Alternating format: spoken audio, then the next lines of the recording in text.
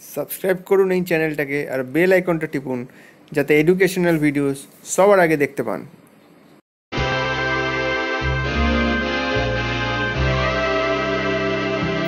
নমস্কার বন্ধুরা, আবার স্বাগত আমার চ্যানেলে। বন্ধুগণ, আজকে যে খবরটা তোমাদের দেবো সেটা একটা ভালো খবর তোমাদের। সেই খবরটা তোমাদের ডাইরেক্ট দেখিয়ে দিতে চাই।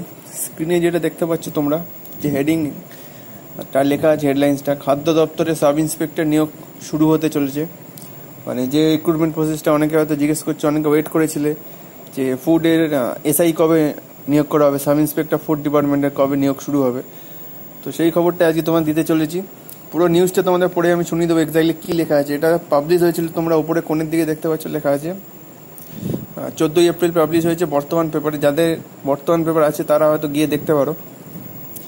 এটা জাস্ট একটা পেপার কাটিং আমাকে একজন পাঠিয়েছে, তো আমি সেটাই তোমাদের শেয়ার করছি। যাদের বর্তমান পেপার নেই তাদের জন্য স্পেশালি এই ভিডিওটা, কারণ তারা হয়তো জানতে পারবে না, তো তাদেরও এটা জানানোর জন্য আমি এই ভিডিওটা করছি যে খবরটা এক্স্যাক্টলি কী, পুরোটা আমি ডিটেলস পড়ে শুনিয়ে দিচ্ছি তোমাদের। খাদ্য দপ্তরে সাব ইন্সপেক্টর নিয়োগের প্রক্রিয়া শুরু হতে চলেছে। এরই মধ্যে আরও সাব ইন্সপেক্টর নিয়োগ করার জন্য অর্থ দপ্তরের অনুমোদন চেয়েছিল খাদ্য দপ্তর, কিন্তু অর্থ দপ্তর জানিয়ে দিয়েছে আগের নিয়োগ প্রক্রিয়া সম্পূর্ণ হওয়ার পর নতুন করে নিয়োগের অনুমোদন দেওয়া হবে।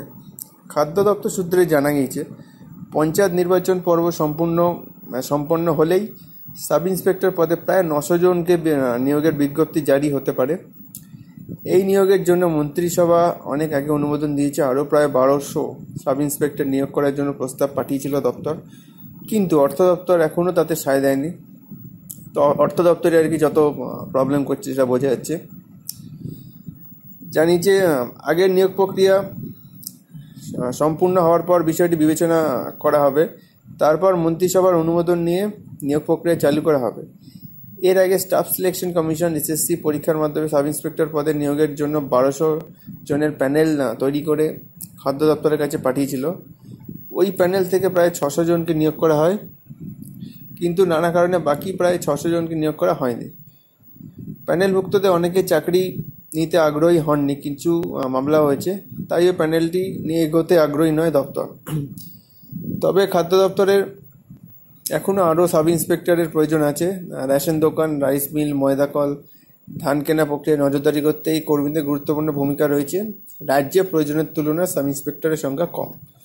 তো এখানে যেটা বলছে সেটা হচ্ছে পঞ্চায়েত নির্বাচন পর্ব সম্পন্ন হলেই, সেকেন্ড প্যারার প্রথম লাইনটা দেখো, ইম্পর্টেন্ট যে লাইনটা, পঞ্চায়েত ভোট শেষ হলেই তারপর তোমাদের নতুন বিজ্ঞপ্তি জারি করা হবে, যেখানে 900 জন সাব ইন্সপেক্টর নিয়োগের বিজ্ঞপ্তি জারি করা হতে পারে। সেটা অবশ্যই পঞ্চায়েত নির্বাচন হয়ে যাওয়ার পর। এবার পঞ্চায়েত নির্বাচন কবে হবে সেটা এখনও আর কি আটকে রয়েছে, হাইকোর্টের থেকে এখনও নির্ণয় আসেনি যে কবে এক্স্যাক্টলি হবে। 1 মে প্রথমে তো ডেট ছিল 1 মে থেকে শুরু হবে, কিন্তু হয়তো সেই ডেটটা পিছিয়ে যাবে। পিছিয়ে নতুন ডেট কী হবে সেটা দিকে আর কি সবাই তাকিয়ে আছে।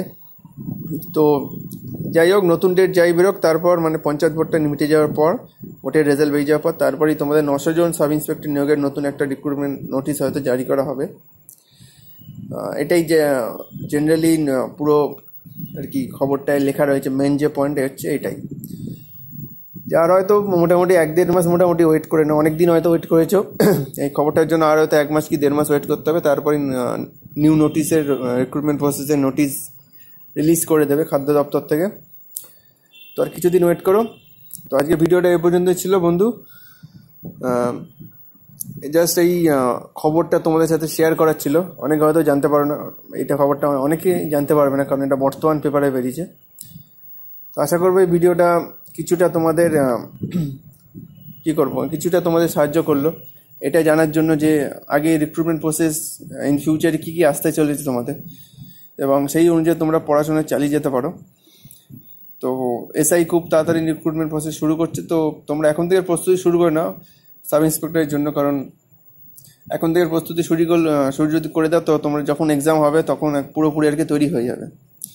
তো আজকে ভিডিও এ পর্যন্তই। তোমরা এই চ্যানেলটাকে ফলো করতে পারো ফেসবুকে, তার লিঙ্কে ভিডিও নিচে পেয়ে যাবে, লিঙ্কটা ক্লিক করে ফেসবুকে ফলো করতে পারো। আমাদের টেলিগ্রাম গ্রুপ আছে, টেলিগ্রাম গ্রুপেও জয়েন করতে পারো, যেখানে রেগুলার ভিডিও আপলোড হয়, সেখান থেকেও তোমরা এই ভিডিওগুলো দেখতে পারো। এবার আমাদের কোচিং সেন্টার আছে, যেখানে তোমাদের এই ওয়েস্ট বেঙ্গল রিলেটেড যত জব আছে, ওয়েস্ট বেঙ্গল পিএসসি রিলেটেড, সেই জবগুলোর জন্য পড়ানো হয় খুব হাই কোয়ালিটি ফ্যাকাল্টি যারা WBCS পাস করেছে, সেরকম ফ্যাকাল্টি আমাদের কোচিং সেন্টারে পড়ায়। তো তোমরা আমাদের কোচিং সেন্টারে যোগাযোগ করতে পারো, যে নাম্বারটা তোমরা স্ক্রিনে হয়তো দেখতে পেয়েছো, সেই নাম্বারে ফোন করে কিংবা হোয়াটসঅ্যাপ করে শুধুমাত্র অ্যাডমিশন সংক্রান্ত ডিটেলসই তোমরা কথা বলবে। এর বাইরে কিছু যদি জিজ্ঞেস করতে হয়, এই ভিডিও নিচে কমেন্ট সেকশনে আছে, কমেন্টে জিজ্ঞেস করতে পারো আমাকে। সাবস্ক্রাইব করতে ভুলো না চ্যানেলটাকে, সাবস্ক্রাইব না করলে এই ভিডিওগুলো তোমরা আগে দেখতে পাবে না, এবং আগে অনেক আরও ইম্পর্টেন্ট ভিডিও আমি নিয়ে আসবো। তো সেই সব ভিডিওগুলো দেখার জন্য তোমাদের এই চ্যানেলটাকে সাবস্ক্রাইব করতে হবে। তো বাস এই বলেই আজকে ভিডিও আমি শেষ করছি। আবার পরের দিন দেখাবো নতুন ভিডিও নিয়ে। Thank you for watching and God bless everyone.